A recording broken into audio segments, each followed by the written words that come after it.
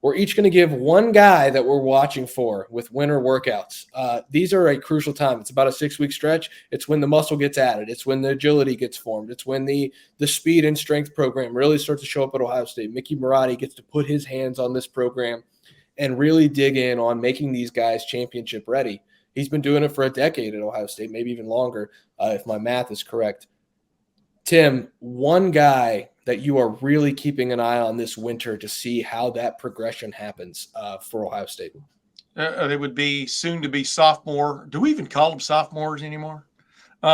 Soon to be second-year player, running back Dallin Hayden, who obviously was a late addition to the 2022 class, was not able to be an early enrollee to that class because of his school situation back in Memphis, meaning they didn't really allow that. He didn't come in until June. We saw the strides he made fast in the summer workouts and then stepping up into the preseason workouts. And then the way he was able to step up in place, at least roster-wise, of an Evan Pryor, of the Evan Pryor, who suffered a knee injury in that preseason camp. Dallin Hayden now has had the bit in his teeth, as we saw, was leaned on heavily in a couple of 3 games and then sort of forgotten in a couple of games. Was leaned on again a little bit in the college football playoff semifinal, one point loss to Georgia. But I'm looking for this guy. I think he's got a big upside, and I'm looking for him to make some strides, whether you'll be able to actually see it or not, because he's in a chock full room again. You'll be able to see it maybe in the spring because you don't expect to see Travion Henderson in the spring as he recovers from that foot surgery. But I just look at Dallin Hayden. I think his fuse has been lit. Andy? I'm going with Jyaire Brown. This is a cornerback position that Ohio State needs to figure out desperately. I mean, the pass defense was a huge problem towards the end of the season. We saw it against Georgia. We saw it against Michigan. It was an Achilles heel for a defense that was supposed to be much improved. It was much improved most of the year. But, man, that secondary was gashed towards the end of the year. And cornerback is interesting because you lose Cam Brown. You lose J.K. Johnson, who transfers to LSU, which was a bit of a surprise. You've got both Jordan Hancock and Denzel Burke coming off injuries. And so now you got a situation where you got a second-year guy in Jyaire Brown who played 10 games this past year. And really, the game that stuck out to me was against Wisconsin. He played 52 defensive snaps, only allowed 2 catches for 14 yards. I mean, I know that Wisconsin game ended up being a beatdown, but he was part of that defensive performance that really shut down that Wisconsin team. And that can't be overlooked as a guy that got a lot of experience as a first year. We know Ohio State isn't afraid to play young guys early. I actually think that his biggest competition are the 2 guys they're bringing in. They were the number 1 and number 2 prospects at the cornerback position, according to On3. And that's Calvin Simpson-Hunt and Jermaine Matthews. And Jermaine Matthews is one of the 11 mid-year enrollees coming in here for Ohio State that's already on campus. So that's someone he could be battling with in this winter workout period. But I do think that Jyaire Brown has a leg up, similar to what we're talking about Kyle McCord, just having game experience coming in and just having something under his belt. And that's more than something in 10 games and a number of snaps he played and the coverage experience he has. And real quick, Andy, where is Calvin Simpson-Hunt from? Waxahachie, Texas. Go ahead now. I just like saying Waxahachie. Every time we talk about him, Tim's going to have to do that. That's okay. You got to admit, that's a great name for a city. Just think if it had been Waxahachie, New York, instead of New York City. All right. Well, I won't think about that, but okay. Andy, I love that pick. I'm not kidding. I love that pick because the cornerback position at Ohio State, 0 interceptions last year. 0.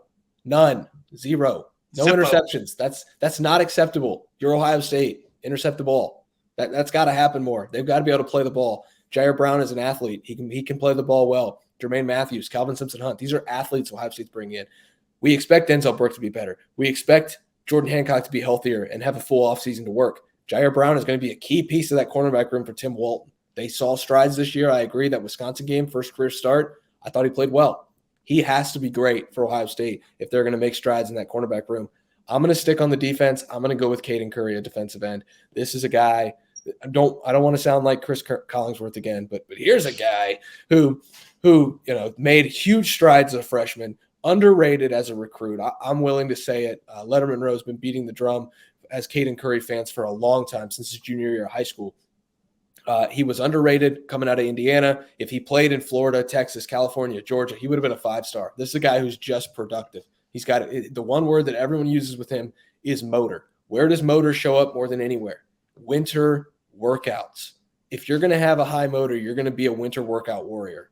And I love the alliteration there, to be able to say that about him. But Kaden Curry is a guy I've got my eye on. If you look at this defensive end depth chart, I did a depth chart projection last week for lettermenrow.com. It is thin on the defensive line at the defensive end spot.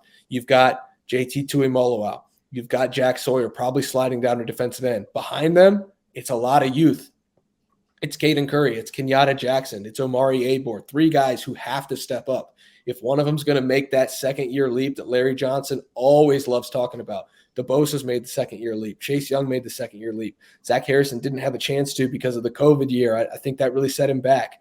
Kaden Curry's not going to have that problem. This is a guy who can make a second-year leap. That starts with Mickey Marotti in the weight room, and I expect Kaden Curry to take full advantage of that and be able to enter the spring even. Not even enter the training camp in the fall, but enter the spring as one to watch, as somebody who's going to be a key part of that rotation. And, hey, he's big enough. Maybe he even slides inside sometimes, and that rush man package becomes a down lineman in a 3-tech, on 3rd and long. And so I think he's versatile enough. He can do a lot, and I'm excited to see what he does this winter, putting on some weight and being able to get a little stronger for the Buckeyes. Were you surprised that they didn't try to sprinkle him in more in games that mattered? I'm talking about on the field, on defense, not special teams where he excelled. But I was surprised he didn't try to sprinkle him in a little bit more, because there's no denying him when this guy comes off the ball, he's going to get to where he's headed eventually, if you follow my drift. And I was surprised they didn't. I don't know. I thought that was a little bit of a shortcoming defensively by the staff as the season went on. What was your take on that? You know what, Tim? I think it's kind of interesting because you look at the 3 guys that we mentioned, and I don't think we even meant to do this. You could make an argument that Dallin Hayden should have been on the field more, definitely against Michigan, maybe even more against Georgia instead of Mayan Williams, who was obviously hobbled. Yep. You can make an argument that there were times where the guys starting weren't getting it done, and there was no reason not to go to Jyaire Brown to see what he could do. You could make an argument that Kaden Curry should – all 3 of these guys – obviously, we didn't mean to set this up this way. All 3 of these guys, though, that we mentioned as potential breakouts here in the winter workouts could have been on the field for Ohio State, and it could have been justified pretty easily. Dallin Hayden was the healthiest running back on the roster. Jyaire Brown, worth a shot because you weren't getting hands on the ball from your starting cornerbacks, and some of them weren't even healthy all year. One of them had a broken hand for a while. And then Kaden Curry, a guy who, if you're going to have a guy out there whose ceiling you're not sure of, is it going to be Javonte Jean-Baptiste or should it be Kaden Curry? There's an argument to be made for the freshman.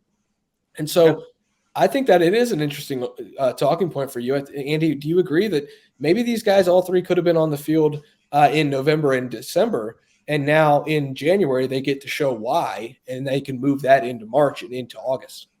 Certainly, and I think where you'd maybe see them most was the bowl game against Georgia, because you had a full month to prepare there. I get that it's a little bit tough mid-season as you're going towards the stretch of the end of the regular season. We saw Kaden Curry's best game, I thought, against Iowa.